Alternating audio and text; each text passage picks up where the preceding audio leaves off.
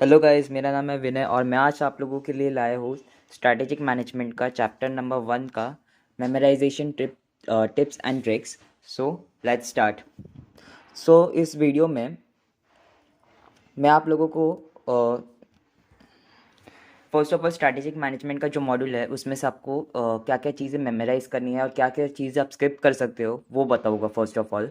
So first of all आपका जो introduction का टॉपिक जो होगा आप उसको स्किप कर सकते हैं, उसमें से वैसे भी कुछ आता तो नहीं है। सेकेंड जो है बिजनेस पॉलिसी, इस चीज़ को भी आप स्किप कर सकते हैं क्योंकि मोस्ट ऑफ द टाइम्स जो क्वेश्चंस बनते हैं वो आगे के पार्ट में से बनते हैं, जैसे कि proactive strategy, limitations of strategic management, ये सब चीज़ें जो मैं आगे बताने वाले हूँ मोस्ट ऑफ द क्वेश्चंस उसमें से ही बनते हैं। और एग्ज़ाम में ये चैप्टर मैक्सिमम मिनिमम 5 मार्क्स के लिए आएगा ही आएगा। इस चैप्टर को स्किप बिल्कुल भी मत करना एंड ये चैप्टर स्कोरिंग है इसीलिए। अब नेक्स्ट पेज हम लोग देखते हैं। इस कॉन्सेप्ट ऑफ मैनेजमेंट को भी हम लोग स्किप कर सकते हैं। The next is concept of strategy, इसको भी हम लोग स्किप कर सकते हैं। हाँ, इसमें सिर्फ इधर तक स्किप करना है। यहाँ पे जो नेक्स्ट आपको एक पॉइंट दिख रहा रहेगा, ये वाला point, however the strategy is no substitute for sound alert and responsible management, ये वाला पॉइंट एक इंपॉर्टेंट पॉइंट है। आप ये एमसीक्यू में पूछा जाता है बहुत बार, तो आप इस चीज़ को अच्छे से याद कर लेना और बाकी का नीचे का जो पार्ट है वो स्किप कर देना, इसमें से नहीं पूछा जाने वाला वैसे भी एग्ज़ाम में। द नेक्स्ट पार्ट इज़, ये ऊपर का पार्ट भी आप स्किप कर दो। हाँ, अब strategy is partly proactive and partly reactive. आप इसमें से यहाँ से ये इसके आंसर को यहाँ से मत पढ़ना, क्योंकि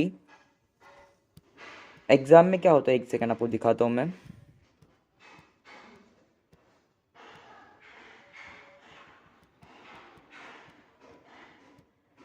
हाँ, अलग पीडीएफ है उसका से। हाँ, ये रहा। फॉर एग्जांपल हम लोग ये देख लेते हैं ये वाला अटेम्प्ट के लिए।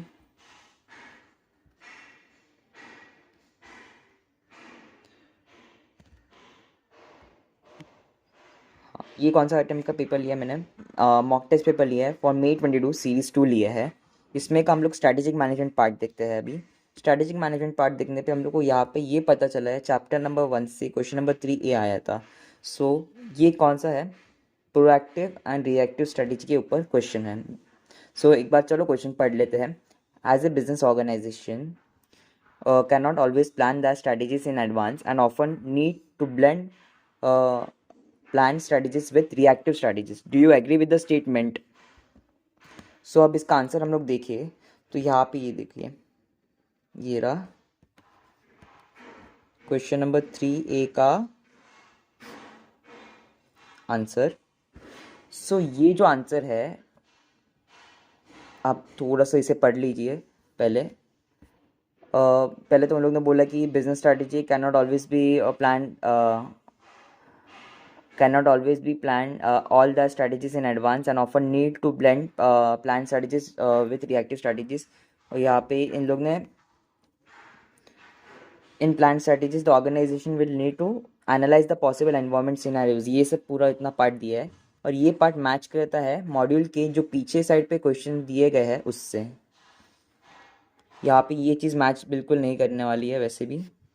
हम इस चीज़ के आंसर को हम लोग मॉड्यूल में जो पीछे की साइड पे जो आंसर दिया गया है उससे पढ़ेंगे। कौन सा क्वेश्चन, मेरा पुराना मॉड्यूल है तो मेरी इसमें इस क्वेश्चन का आंसर क्वेश्चन नंबर 5 में दिया गया है, तो हम लोग उसको देख लेते हैं।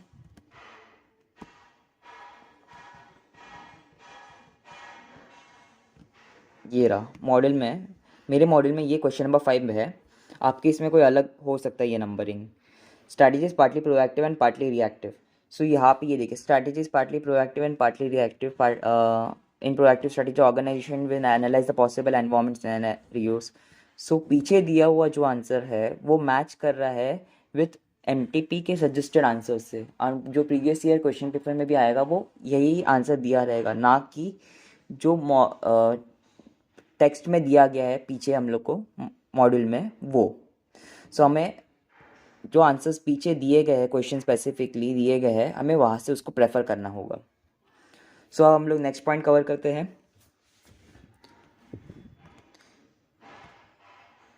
यहाँ पे इसका आंसर हम लोग क्वेश्चन नंबर 5 से पढ़ेंगे। नेक्स्ट पेज देखते हैं। हम लोग ये पार्ट को भी स्किप कर देंगे। नेक्स्ट पार्ट है स्ट्रैटेजिक मैनेजमेंट का। स्ट्रैटेजिक मैनेजमेंट में हम लोग इतने पार्ट को स्किप कर सकते हैं आसानी से।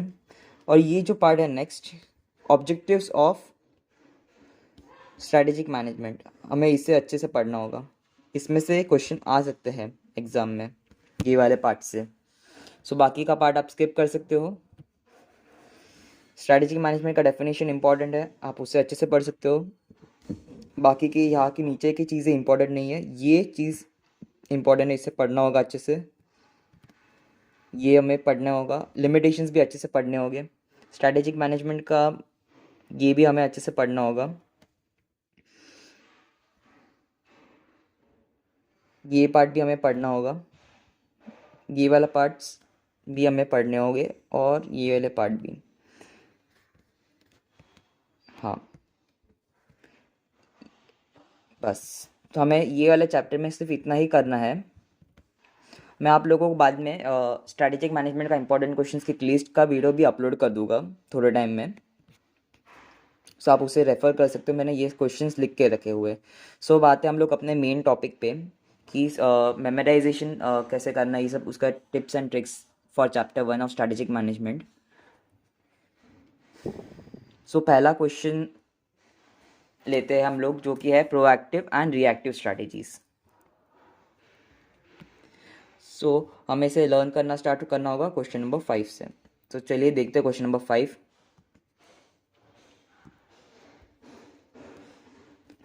पहले तो यहाँ पे हम लोग क्वेश्चन अच्छे से पढ़ लेते हैं। इस strategy partly proactive and reactive discuss. So हमें पहले ये जो पैराग्राफ में आंसर दिया गया है, एग्ज़ाम में हमें इसे लिखना होगा।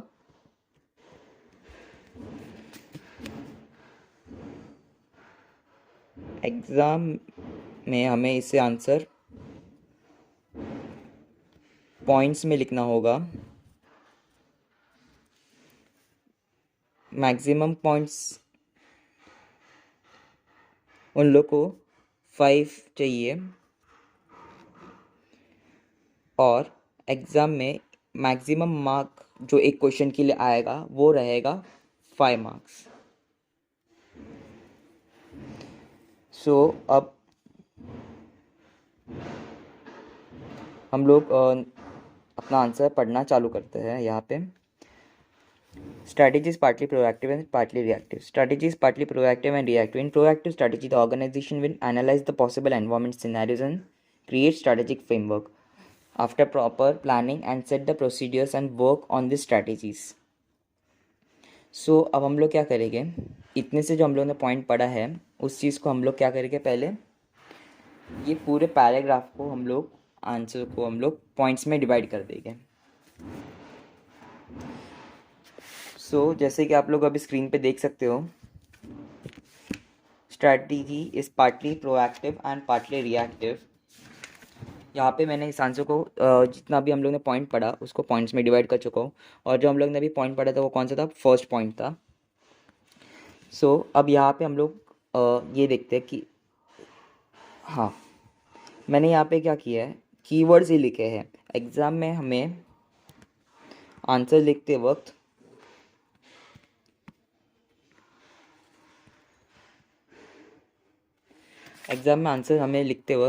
मॉड्यूल के सिर्फ कीवर्ड्स चाहिए।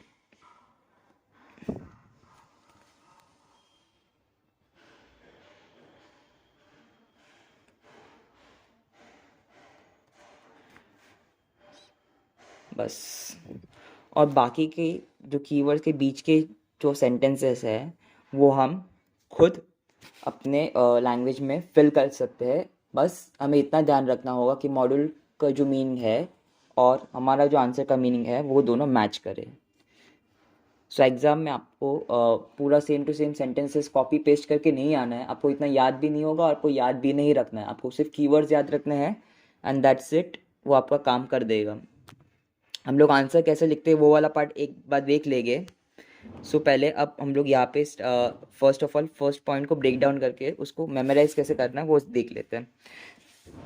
देखो अभी जो उन लोग ने पूछा strategies partly proactive and partly reactive, तो मैं सबसे पहले यहाँ पे इस जो भी इंपॉर्टेंट पॉइंट्स थे वो उस चीज़ को मैंने ग्रीन कलर से हाईलाइट कर लिया कि ये मेरे कोर पॉइंट्स है। इस चीज़ को मैं एग्जाम में अंडरलाइन करूँगा, बाकी के बीच में के जो भी वर्ड्स होंगे वो मैं खुद से फिलअप कर दूंगा।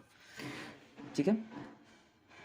Strategies partly proactive and partly reactive में पहले मैं उसका मीनिंग लिखूंगा, देन उसका रियलिटी बताऊंगा, देन सिग्निफिकेंट डिविएशन वाला पॉइंट बताऊंगा, देन रिएक्टिव स्ट्रैटेजी का पॉइंट बताऊंगा।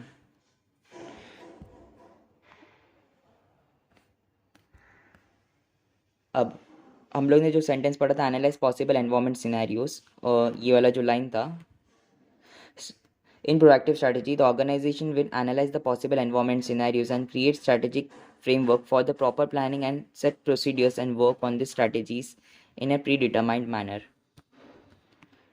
So हम लोग पहले उसका मीनिंग लिख रहे हैं, तो यहाँ पे क्या किया है,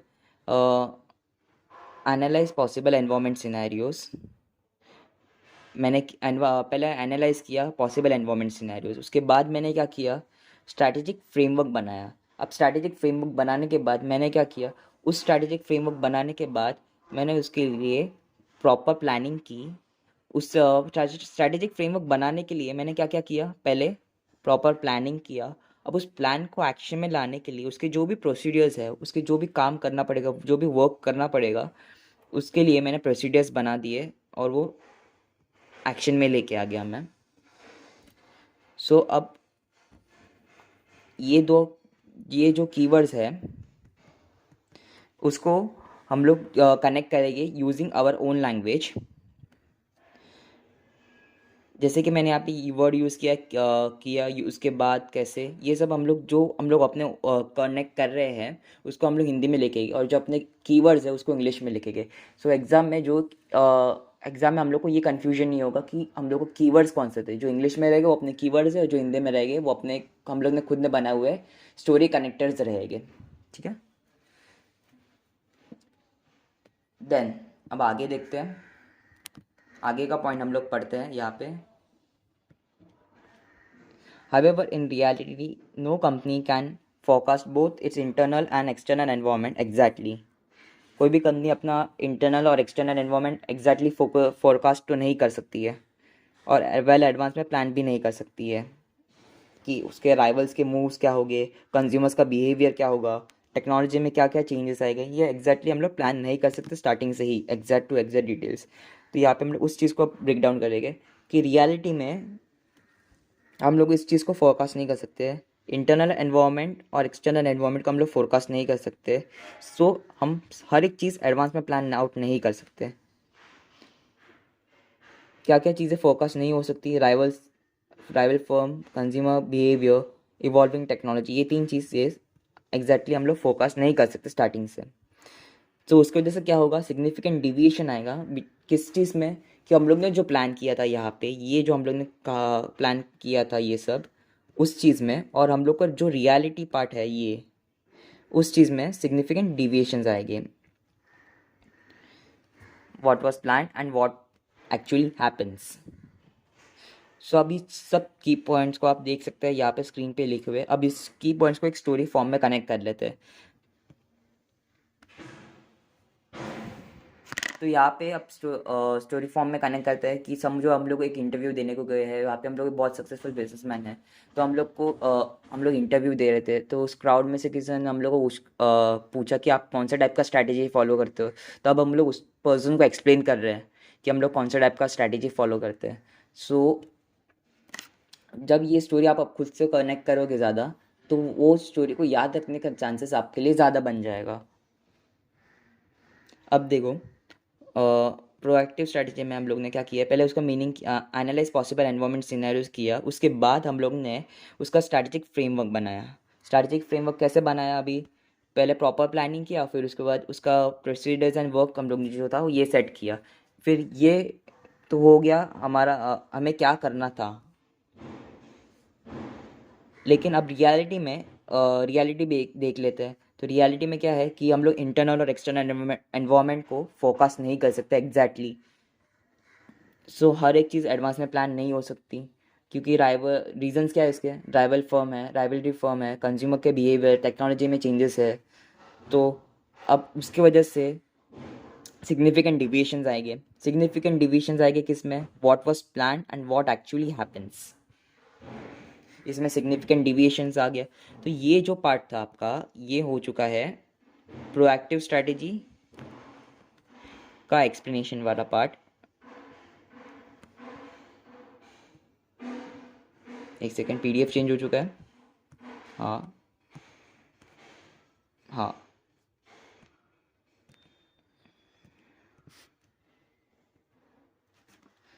हाँ ये है आपका प्रोएक्टिव का स्ट्रैटेजी का पार्ट। अब हम लोग रिएक्टिव स्ट्रैटेजी का पार्ट देख लेते हैं। पहले उस पैराग्राफ को पढ़ लेते हैं। There can be significant deviations between what was visualized and what actually happens. Strategies need to be attuned or modified in light of possible environmental changes. Means जो हम लोग ने प्लान किया था और जो एक्चुअल में हुआ है उसमें significant deviations रह सकते हैं। So strategies need to be attuned or modified in light of possible environmental changes. हम लोग को जो भी significant deviations आते हैं प्लान में, हमें उस हिसाब से अपने प्लान को मॉडिफाई करते रहना चाहिए। सो अब रिएक्टिव स्ट्रैटेजी कब होता है ट्रिगर, जब कोई भी एनवायरनमेंट में चेंजेस होता है और उससे हमें काउंटरैक्ट करना ही पड़ता है, वरना हमारे फर्म पे या फिर ऑर्गेनाइजेशन पे नेगेटिव उसका इम्पैक्ट पड़ेगा।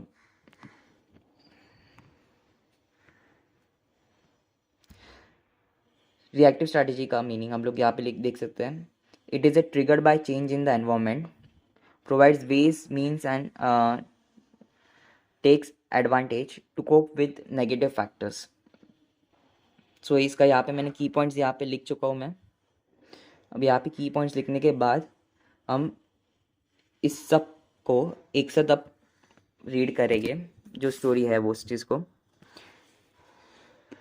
प्रोएक्टिव स्ट्रैटेजी में हम लोग ने उस पर्सन को एक्सप्लेन क्या किया कि जो भी एनवायरमेंटल सिनेरियोज रहते हैं उसको हम लोग पहले एनालाइज करेंगे। उसको एनालाइज करने के बाद हम लोग क्या करेंगे, उस पर एक स्ट्रैटेजिक फ्रेमवर्क बनाएंगे। स्ट्रैटेजिक फ्रेमवर्क बन गया, फिर उसके बाद हम लोग उस स्ट्रैटेजिक फ्रेमवर्क को इम्प्लीमेंट करने के लिए हम लोग क्या क्या चीज़ें करेंगे। पहले तो हम लोग प्लानिंग करेंगे, फिर प्लानिंग करने के बाद उस प्लानिंग को हम लोग एक्शन में लाने के लिए उस पर वर्क्स एंड प्रोसीजर्स सेट करेंगे। अब ये तो हो गया हम लोग को क्या करना चाहिए था, लेकिन रियलिटी भी अब देख लेते हैं। तो रियलिटी में क्या आएगा, एनवायरमेंट जो है इंटरनल और एक्सटर्नल, उसको हम लोग एग्जैक्टली प्रेडिक्ट नहीं कर सकते।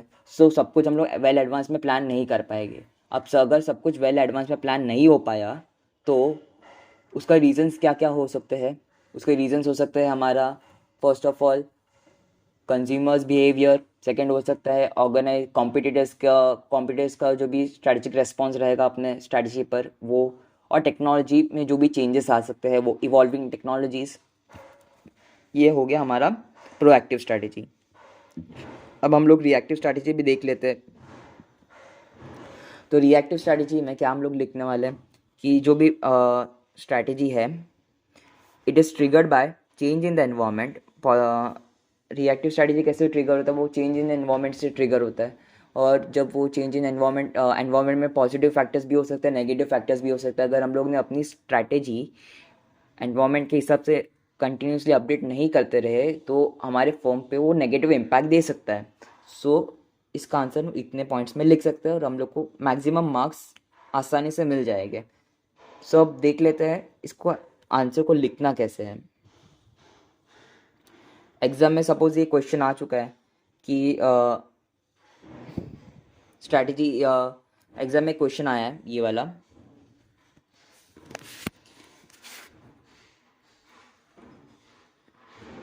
एग्ज़ाम में जो था ये इतना पार्ट है वो क्वेश्चन आया एज ए क्वेश्चन आया।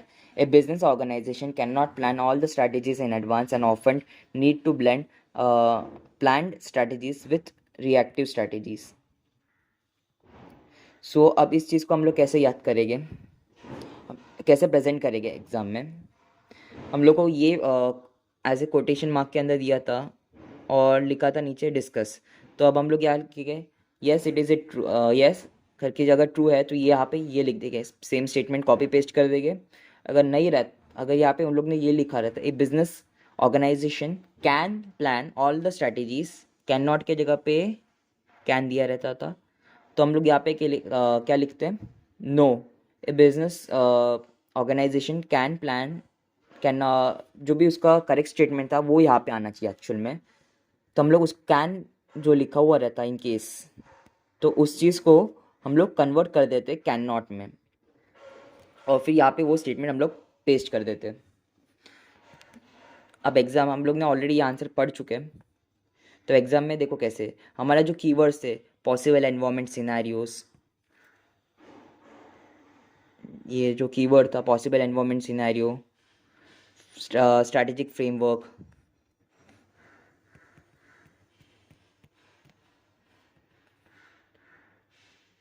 possible environment scenarios, strategic framework, planning, proper planning means strategic set procedures, ये जो कीवर्ड्स थे ये किसके मॉड्यूल के कीवर्ड्स है।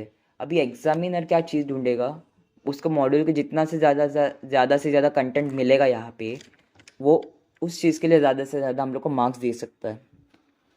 तो हम लोग क्या कर सकते हैं, जो मॉड्यूल के वर्ड्स है उसको हम लोग यहाँ पे लिख सकते हैं इजीली, जो कीवर्ड्स है वो मॉड्यूल के रहने चाहिए, बाकी का हम लोग ये मैंने खुद से, बाकी के जो बीच के वर्ड्स है वो मैंने खुद से लिखे हैं, जो कि ये देखो, in proactive strategies the organisation will analyse the possible environment scenarios and then create a strategic framework. हम ये मॉड्यूल में आंसर देख लेते हैं कैसा है।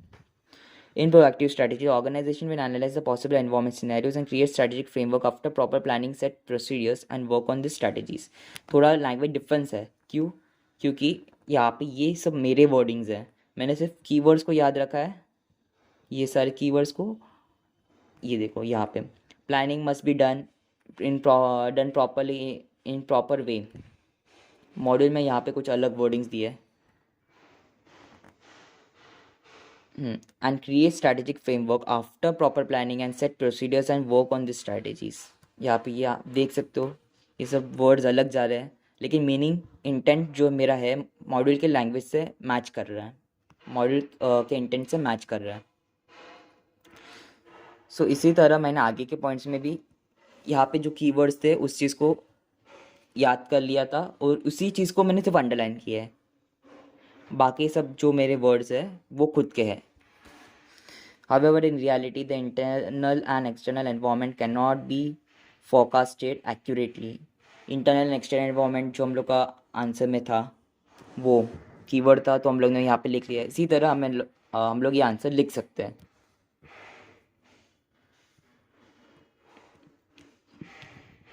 There may be significant deviations between what was planned and what actually happens, ये सब, तो इस तरह हम लोग आंसर प्रेजेंट कर सकते हैं। ये देखिए, फिर हम लोग को लास्ट पार्ट में कंक्लूजन लिख देना होगा। Crafting A strategy involves teaching together proactive strategy based on prior successful experiences and adopting successful reactions. Means proactive strategy, in short बोलूँ तो या इस कंक्लूजन का मतलब क्या होगा कि प्रोएक्टिव स्ट्रैटेजी अडॉप्ट किया था वहाँ पे, तो हम लोग को ये भी ध्यान रखना होगा कि सब कुछ पहले एडवांस में प्लान नहीं हो सकता है, फ्यूचर में कुछ चेंजेस आए तो हम लोग को रिएक्टिव स्ट्रैटेजी भी अडॉप्ट करना पड़ सकता है।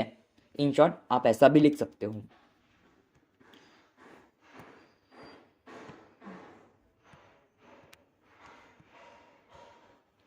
ये देखो, अब हम लोग अपना नेक्स्ट देखते हैं, benefits of strategic management. Next, so अब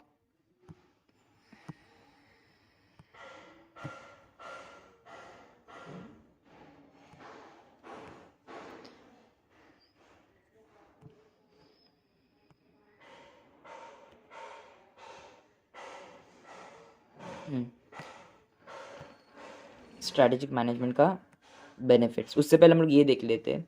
अभी आप लोग स्ट्रैटेजिक मैनेज का जो डेफिनेशन है उसको याद रखने के लिए क्या कर सकते हो। फर्स्ट ऑफ ऑल,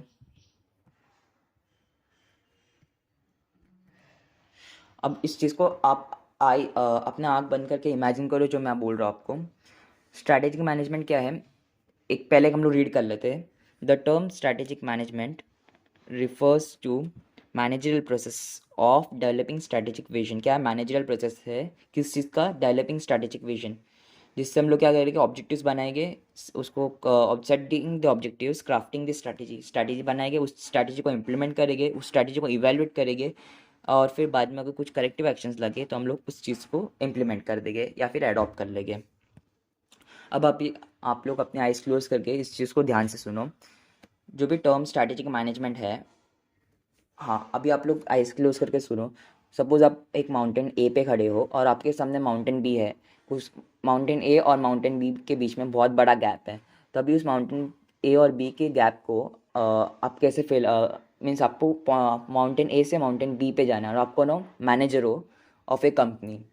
तो स्ट्रैटेजिक मैनेजमेंट क्या है, एक मैनेजरल प्रोसेस है जिसमें मैनेजर क्या करेगा, स्ट्रैटेजिक विजन देखेगा कि मुझे माउंटेन ए से माउंटेन बी पे जाना है। फिर उसके बाद क्या करेगा कि सेटिंग द ऑब्जेक्टिव्स, कि अब मुझे माउंटेन ए से बी पे जाना है तो मुझे तो इसके लिए ब्रिज लगेगा यहाँ पे। तो चलो ब्रिज, उसने देखा कि मुझे ए से बी पे जाना है, ये उसका विजन हुआ।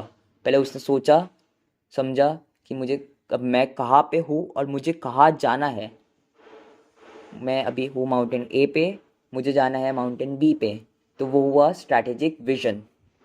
उसके बाद उसने क्या किया, क्राफ्ट किया स्ट्रैटेजी को कि मुझे माउंटेन ए से माउंटेन बी पे जाना है तो मुझे लगेगा एक ब्रिज। तो उसने उस ब्रिज को बनाना शुरू किया, उसने उस स्ट्रैटेजी को इम्प्लीमेंट करना शुरू किया। फिर वो ब्रिज तो बन गया। अब उसने उस ब्रिज को इवैल्यूएट किया कि ये ब्रिज पे मैं वॉक करूँगा तो मैं गिर तो नहीं जाऊँगा। उसने मीन्स सेफ्टी मेजर्स चेक किए उस ब्रिज के कि सही है कि नहीं है। उसको कुछ फॉल्ट्स मिले उस ब्रिज में, तो उसने करेक्टिव एक्शंस इनिशिएट किए जो उसको सही लगे, और उसने उस ब्रिज में को यूज़ करके माउंटेन ए से माउंटेन बी पर पहुंच गया। सो अब डेफिनेशन वापस पढ़ लेते हैं, इजी लगेगा अब। refers to managerial strategic management refers to managerial process of developing strategic vision। Means mountain A से माउंटेन बी पे जाना था, फिर उसने ऑब्जेक्ट सेटिंग दी objectives and crafting the strategies. अभी उसको जाना है तो उसको लगेगा एक ब्रिज। तो अभी ब्रिज के लिए उसने क्या किया, उसको बना दिया ब्रिज को। ब्रिज को बनाने के बाद उसने चेक किया कि वो ब्रिज सही से काम कर रहा है, उसके सेफ्टी मेजर्स चेक किए, उसके में फॉल्ट मिला। तो उस फॉल्ट को उसने यहाँ पे करेक्टिव एक्शंस लिए, उसको सुधार लिया, और फिर उसने वो स्टार्ट माउंटेन ए से माउंटेन बी पे पहुँच गया। सो इस तरह से आप ये डेफिनेशन इजीली याद रख सकते हो। अब अगर आप यहाँ पे इमेजिनरी मेमोरी आपकी जो है वो इमेजिनेशन यूज़ करोगे तो डेफिनेशंस याद रखना बहुत इजी हो जाएगा आप लोगों के लिए। सो अब नेक्स्ट पार्ट हम लोग देखते हैं, मेन टॉपिक पे आते हैं जो कि है हमारा इंपॉर्टेंस ऑफ स्ट्रैटेजिक मैनेजमेंट। ये पार्ट हम लोग को पढ़ना नहीं है इस चीज़ में। The major benefits of strategic management are as follows. यहाँ पे मॉडल में इतना सब दिया हुआ है। सो हमें मॉडल में कितने हैं टोटल, 1 2 3 4 5 6 7 पॉइंट्स दिए हैं। एग्जाम में हम लोग को लिखना है 5। सो हम लोग क्या करेंगे, कौन से भी 5 पॉइंट्स जो अपने कन्वीनियंस के हिसाब से हो वो उठा लेंगे यहाँ से मॉड्यूल में से।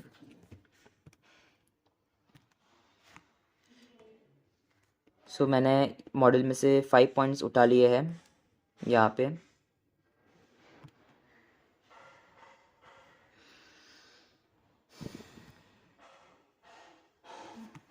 ये देखो, ये जो 5 पॉइंट्स है,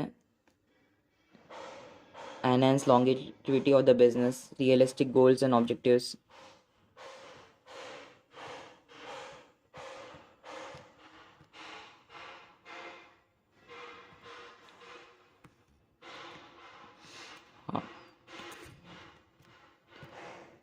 enhance longevity of the business, realistic goals and objectives. ये देखो, ये पेज पे है वो points.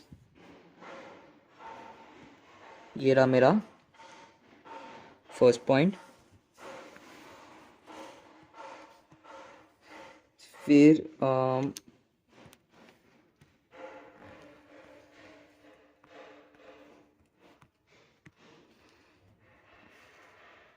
Helps the organisation to be proactive. हाँ, ये रहा मेरा सेकंड पॉइंट।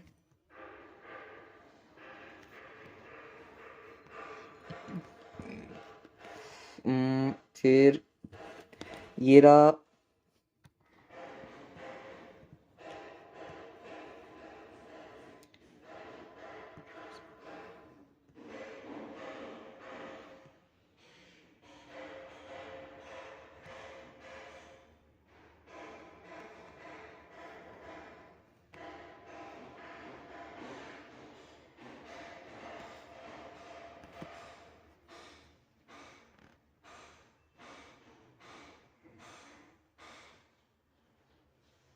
Third point. फिर next, strategic management provides the framework for all major decisions. ये है मेरा फोर्थ पॉइंट। एक बार कंफर्म कर लेते हैं यहाँ से।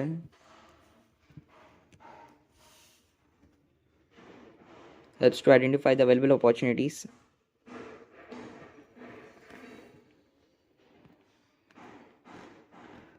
अच्छा, ये जो प्रोएक्टिव था, ये है मेरा फोर्थ पॉइंट। और एक लास्ट पॉइंट कौन सा है? Provides proper framework for all major decisions.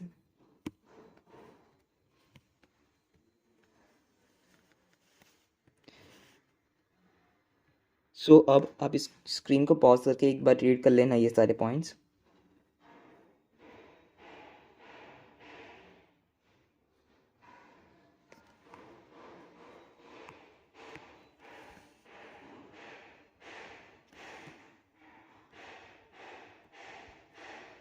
ठीक है। सो अब आपने जो पॉइंट रीड कर चुके हैं, अब इस पे हम लोग एक स्टोरी बनाते हैं। एक दिन न्यूज़ वाले मेरा इंटरव्यू लेने आए। सो उन्होंने पूछा कि आपने इतने सक्सेसफुल कैसे हो। मैंने कहा कि मुझे स्ट्रैटेजिक मैनेजमेंट के बेनिफिट्स पता है। तो उन्होंने पूछा कि जैसे कि। सो मैं यहाँ पे लिख सकता हूँ।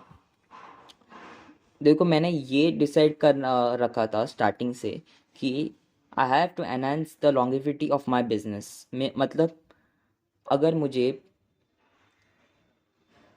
आई have means to make clear stand in the dynamic and hostile environment that it's not just surviving out of luck. फिर उसके बाद मैंने ये भी सोचा था कि जो भी होगा मैं एक अपना रियलिस्टिक गोल बनाऊंगा।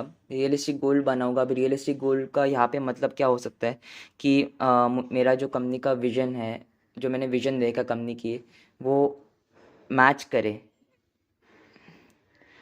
जो विजन गोल्स मैंने डिफाइन किए वो रियलिस्टिक हो, वो मैच करे कंपनी के विजन और मिशन से। फिर उसके बाद देन मुझे याद आया कि हाँ, देन मुझे याद आया था कि मेरे बाजू वाले का जो गाला पड़ा था वो खाली था। सो मैंने उस टाइम पे ये याद किया कि that it help me to identify the available opportunities and ways and means to reach them.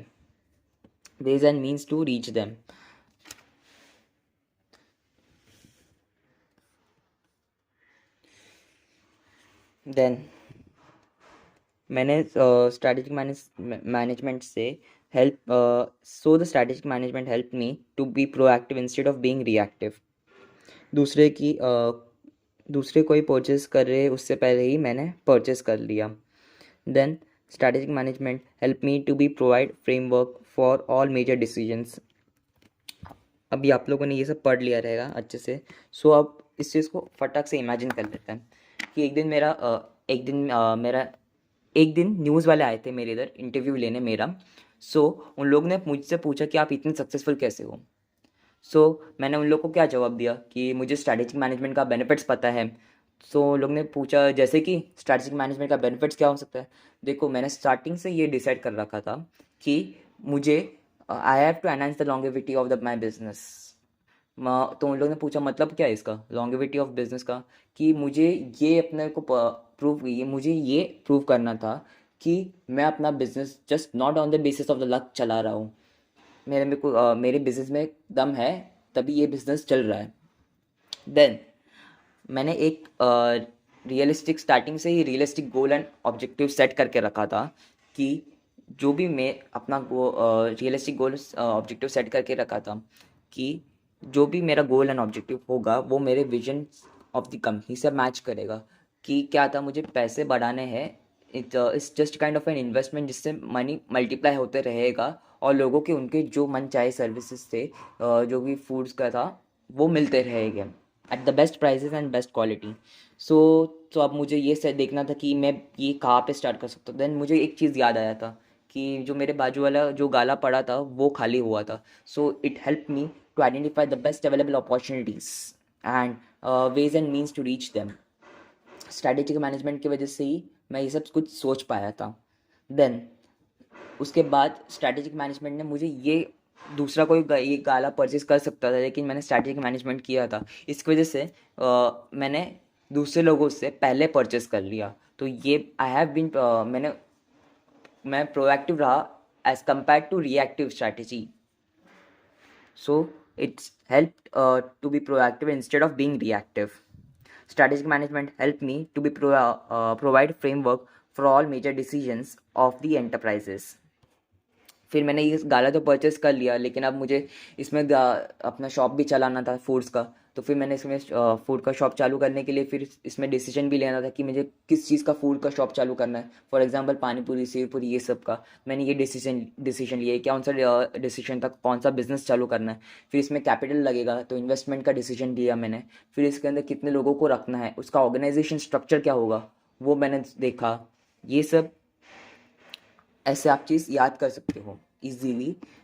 अब एग्जाम में ये सपोज ये क्वेश्चन आ चुका है कि explain the difference between proactive and reactive strategy. So exam में मैं क्वेश्चन पेपर के साइड के पेज में क्या लिख दूंगा कि मेरा न्यूज़ वाला का इंटरव्यू आया था, तो न्यूज़ लिख दिया सिर्फ मैंने इतना। और फिर उसके बाद हाँ, इंटरव्यू वाला सिचुएशन था, हाँ हाँ मैं सक्सेसफुल हुआ था। तो उन लोगों ने मुझे ऐसे क्या पूछा वहाँ पे, मैंने क्या उन लोग को क्या बोला था कि मैं इतना सक्सेसफुल हुआ बिकॉज ऑफ स्ट्रैटेजिक मैनेजमेंट के बेनिफिट्स की वजह से। सो आप ये चीज़ यहाँ पे लिख सकते हो, स्ट्रैटेजिक मैनेजमेंट के बेनिफिट्स। पहला तो मैंने उन लोगों को क्या एक्सप्लेन किया था कि वो बिज़नेस का एनहांस करता है longevity of the business. Then वो क्या करता है कि मुझे देन मैंने realistic goals and objective set किया था। Realistic goal and objective set करने के बाद मैंने क्या किया था कि जो भी गाला परचेस किया था मैं उसमें मैंने it help me to identify the best available opportunities. Then मैंने क्या किया था, I have been proactive instead of being reactive. इससे मैंने हाँ खुद मीन्स मैं प्रोएक्टिव रहा instead of being reactive. Then मैंने स्ट्रैटेजिक मैनेजमेंट की वजह से it help me, strategic management help me to provide a proper framework for all major decision making. ये सब सो आप लोगों ने ये देख चुके रह गए।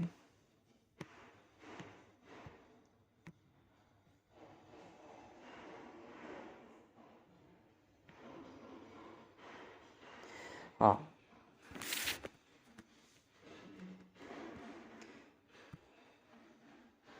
अब ये वाले का बार आंसर यहाँ से पढ़ लो आप एक बार जस्ट। देन नेक्स्ट हम लोग इसका आंसर का ट्रिक देखते हैं क्या है याद रखने के लिए। यहाँ पे भी इसका थोड़ा सा आंसर। ओके, तो वीडियो पॉज करके आप पढ़ लेना।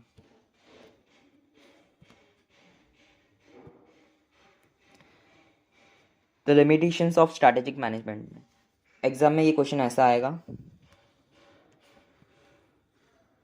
The presence of strategic management can not counter all the hindrances and always achieve success. So मैंने यहाँ पे देखा ये फॉर एग्जांपल जीएफ का एग्जांपल ले लेते हैं। यहाँ पे जीएफ कैसी है, हाईली कॉम्प्लेक्स है, टाइम कंज्यूमिंग है, कॉस्टली है, उसके पीछे बहुत खर्चा करना पड़ता है। फिर कंपटीशन रिस्पॉन्स इज़ अनप्रडिक्टेबल, उसके पीछे कितना पड़े वही भी अपने को नहीं पता, उन लोग क्या करेंगे फ्यूचर में, it's highly uncertain. So GF कैसी है, हाईली कॉम्प्लेक्स है, उसके पीछे बहुत टाइम डालना पड़ता है समझने के लिए, तभी भी समझ में नहीं आती, वो बात अलग है। देन कॉस्टली है, बहुत खर्चा करना पड़ता है उसके लिए। Then competitive response is unpredictable. So ऐसे ही फनी एग्जांपल्स के थ्रू हम लोग को वो मेमोरी ज़्यादा अच्छे से याद रह सकती है।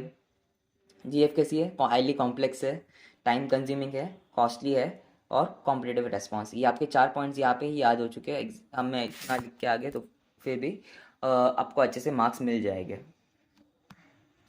अब हाईली कॉम्प्लेक्स का थोड़ा सा मॉड्यूल में से जो डेफिनेशन था उसका क्या पे, हाईली कॉम्प्लेक्स, अब इसको चीज़ को हम लोग बिजनेस से रिलेट करेंगे। ये पॉइंट्स हम लोग को याद आ चुके हैं। उसका जो एनवायरनमेंट है वो हाईली कॉम्प्लेक्स है। अब इस सब पॉइंट्स को हम लोग रिलेट करेंगे बिजनेस से। बिजनेस का एनवायरनमेंट कैसा है, हाईली कॉम्प्लेक्स है। We can not exactly pin point exactly what will shape into future means हम लोग ने जो प्रेडिक्ट किया था, हम लोग ने जो स्ट्रैटेजी बनाई थी, वो रियलिटी में आगे चल के कुछ ऐसे फैक्टर्स आ गए जिसकी वजह से वो स्ट्रैटेजी बेकार पड़ गई। तो बोल नहीं सकते एग्जैक्टली क्या होगा फ्यूचर में। देन टाइम कंज्यूमिंग, क्योंकि स्ट्रैटेजी बनाने में और फिर उसको कम्युनिकेट करने में बहुत टाइम जा सकता है। देन कॉस्टली, क्योंकि स्ट्रैटेजी बनाने के लिए बहुत सारी चीज़ों को स्टडी करना पड़ता है, टाइम लगाना पड़ता है, मैं एक्सपर्ट्स को हायर करना पड़ता है, तब जाके एक इफेक्टिव स्ट्रैटेजी बन पाती है। एक्सपर्ट्स को हायर करके experts engage their efforts for adjusting, analysing external and internal environment. फिर कंपटीशन रिस्पॉन्स इज अनप्रेडिक्टेबल। हम लोग ने कंपटीशन रिस्पॉन्स इज अनप्रेडिक्टेबल, अभी रिस्पॉन्स किसका बोल रहे हैं हम लोग यहाँ पे, कॉम्पिटिटर्स का और बायर का रिस्पॉन्स इज अनप्रेडिक्टेबल। सो यहाँ पे कंपटीशन का और बायर का रिस्पॉन्स इज अनप्रेडिक्टेबल है, कि अगर मैंने कोई स्ट्रैटेजी बनाया तो फिर उस पर्सन का रिस्पॉन्स क्या आएगा उस स्ट्रैटेजी पे, वो हम लोग पहले से प्रेडिक्ट नहीं कर सकते। तो यहाँ पे जो भी हम लोग ने किया फिर उसने जो रिस्पॉन्स दिया उस पर हम लोग को रिएक्टिव स्ट्रैटेजी अडॉप्ट करना पड़ सकता है। That can be the case scenario. So अब हम लोग नेक्स्ट देखते हैं स्ट्रैटेजिक बिजनेस यूनिट। ये पार्ट मैंने नीचे एक्सप्लेन किया है अच्छे से। तो इसके लिए हम लोग एक सिचुएशन क्या बना सकते हैं कि अभी मैं इतना सक्सेसफुल हो गया, एक बाद में वहाँ पे हाँ, कि ये बना सकते कि ऐसे एक स्टोरी बना सकते। एक दिन मैं अपने कॉम्पिटिटर के वहाँ पे पहुँच गया था, मैंने वहाँ पे क्या क्या ऑब्जर्वेशंस किए, तो हम लोग in the form of strategic business unit, उसका स्ट्रैटेजिक बिजनेस यूनिट था, तो हम लोग इसको यहाँ पे लिख सकते हैं स्ट्रैटेजिक उसके क्या क्या ऑब्जर्वेशंस थे। हाँ, देखो स्ट्रैटेजिक बिजनेस यूनिट था उसका, तो उसका जो भी ऑर्गेनाइजेशन था, नंबर ऑफ उसने क्या किया था, अपने ऑर्गेनाइजेशन को नंबर ऑफ सेगमेंट्स में बांट के रखा था, कि मीन सपोज पानीपुरी का अलग, फिर सेवपुरी का अलग, ऐसा सब। तो उसने ये सब क्यों किया था, टू एक जो भी एक अलग से सेगमेंट करके रखा है, तो फिर हाँ, उसको याद करने के लिए पहले हम लोग यहाँ पे अज्यूम करके कि उससे सिर्फ पानीपुरी का स्टॉल था, तो ऑर्गेनाइजेशन ने उसने सिर्फ पानीपुरी का एक सेगमेंट रखा है स्पेशली। क्यों रखा है ऐसा, to bring a particular product into the market, ताकि उस चीज़ पे हम लोग स्पेशली फोकस कर पाए। तो उसने वो ऑर्गेनाइजेशन में एक सेगमेंट रख दिया। देन अगर उस ऑर्गेनाइजेशन में दो या फिर दो से ज़्यादा प्रोडक्ट है, तो अब कैसे याद रखेगी ये वाले पॉइंट को, अगर ऑर्गेनाइजेशन में दो या फिर दो से ज़्यादा प्रोडक्ट है, तो वो क्या करेगा, different kind of products and services को प्रोवाइड करता है वो पर्सन। तो वो एक पर्टिकुलर सेगमेंट में अ, जो भी चीज़ रिक्वायर्ड होगी, जैसे कि अकाउंटिंग, फिर उसका मार्केटिंग, फिर प्रोडक्शन, उस सबको इन सबको मिला के एक सेगमेंट बनाएगा, और फिर ऐसे ही, और जो मेन प्रोडक्ट है वहाँ पे पानी पूरी फिर वो बेचेगा। फिर सेव पूरी के लिए जो अलग था उसमें भी अकाउंटिंग लगेगा, सब हम लोग को रिकॉर्ड करना होगा, फिर परचेसेस करने होंगे, फिर उस चीज़ को बेचना होगा वहाँ पे। तो ये एक सेल्फ कंटेंट डिवीजन बन जाएगा, ये अलग और वो अलग। तो उसमें भी ये सब चीज़ें की अकाउंटिंग, फिर परचेज, ये सब चीज़ की रिक्वायरमेंट होगी। सेवपुरी में भी रिक्वायरमेंट होगी, पानीपुरी में भी रिक्वायरमेंट होगी। तो दोनों में सेम है, लेकिन वो सिर्फ डिविज जो ए वाला पानीपुरी वाला था, तो वो सिर्फ पानीपुरी के ही परचेस करता है, सेवपुरी का परचेस नहीं करता।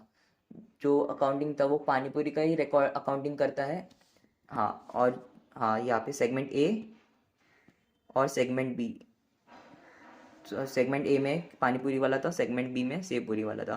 फिर यहाँ पे पानीपुरी वाला सिर्फ पानीपुरी का अकाउंटिंग करेगा, यहाँ पे उसका सिर्फ पानीपुरी का ही परचेस होगा। सेगमेंट बी में सेवपुरी का ही परचेस होगा, सेगमेंट बी में सेवपुरी का ही अकाउंटिंग होगा, ऐसा इन शॉर्ट। तो ये सेंटेंस का ये मीनिंग था।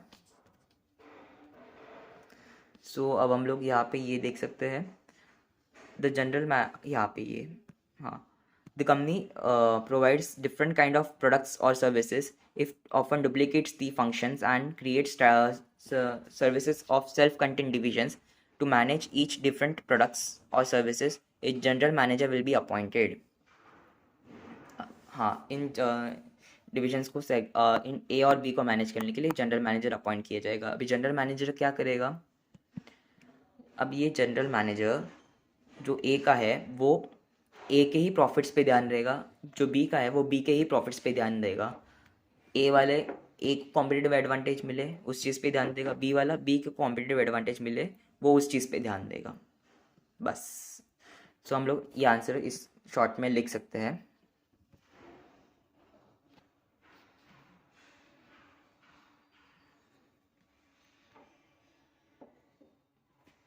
सो अब role of corporate level manager, यहाँ पे हम लोग ये क्वेश्चन इंपॉर्टेंट है, सो इससे अच्छे से देखते हैं हम लोग। यहाँ पे क्या है, कॉर्पोरेट लेवल मैनेजर में हम लोग इंटरव्यू का सिचुएशन यहाँ पे याद करते हैं कि जब हम लोग ने इंटरव्यूअर का क्वेश्चन को आंसर कर दिया था, देन क्राउड में से किसी एक पर्सन ने उठ के हमें पूछा कि तो किसी पर्सन ने क्राउड में से उठकर हमें पूछा कि कॉर्पोरेट लेवल मैनेजमेंट कौन है आपके कंपनी में और उसका रोल क्या है। तो हमने उसका आंसर दिया कि कॉर्पोरेट मैनेजमेंट में हम लोग की कंपनी में सीईओज है, सीनियर एग्जीक्यूटिव्स है, बोर्ड ऑफ डायरेक्टर्स है, कॉर्पोरेट स्टाफ है, वो उन लोग स्ट्रैटेजिक डिसीजन मेकिंग में हेल्प करते रहते हैं। देन उसके अंदर role of corporate level management में उन लोग का रोल क्या है कॉर्पोरेट लेवल मैनेजमेंट का। अब उन लोग का ये रोल है कि उन लोग जो भी डेवलपमेंट ऑफ स्ट्रैटेजी कर रहे हैं वो पूरे ऑर्गेनाइजेशन के लिए स्ट्रैटेजी डेवलप करेंगे। अब जो भी कॉर्पोरेट लेवल डिसीजन है जैसे कि मैनेजमेंट डिसीजंस, एक्विजिशन डिसीजंस, ये उन लोग ही लेंगे। देन अभी ये डिसीजंस ले तो लिए हैं लेकिन इस डिसीजन को इम्प्लीमेंट करने के लिए रिसोर्सेज लगेंगे। तो अब ये रिसोर्सेज कहाँ से आएंगे, तो ये लोग ही ऑथराइज कर सकते हैं ये रिसोर्सेज को, ठीक है। रिसोर्सेज अलोकेशन सिर्फ कॉर्पोरेट लेवल मैनेजमेंट कर सकता है। देन नेक्स्ट, अभी आप लोगों को ये डायग्राम दिख रहा रहेगा यहाँ पे, आगे के 2 पॉइंट्स ये डायग्राम से हम लोग बेहतर समझ सकते हैं। ये देखो बीच में क्या था, कॉर्पोरेट लेवल मैनेजमेंट है, ऊपर क्या है, शेयर होल्डर्स है उनके, और उनके नीचे क्या है, बिजनेस लेवल मैनेजर्स है, ठीक है। अब शेयर होल्डर्स क्या करेंगे, they act as a link between, हाँ, कॉर्पोरेट लेवल जो मैनेजर है वो क्या करेंगे, शेयर होल्डर और बिजनेस लेवल मैनेजर्स के बीच में act as a link between the people who own कौन करता है, शेयर होल्डर्स। और मैनेज जो भी corporate level strategy, corporate level managers ने जो भी स्ट्रैटेजी बनाया है उस चीज़ को इम्प्लीमेंट करने का कैसे कौन करता है, ध्यान रखता है बिजनेस लेवल मैनेजर्स। तो इन दोनों के बीच में का वो क्या करता है, एक्ट एज ए लिंक करता है। Corporate level manager act as a link between shareholders and business level managers, that is people who oversee the development of strategy for a firm। और दूसरा क्या है, corporate level managers act as a guardian of shareholders wealth। सो इस answer में इतना ही था। ये वाले क्वेश्चन को आप डायरेक्टली यहाँ से रेफर कर सकते हो क्योंकि ये ज़्यादा इतने इंपॉर्टेंट नहीं है, तो सिर्फ गो थ्रू यहाँ से कर सकते हो इजीली।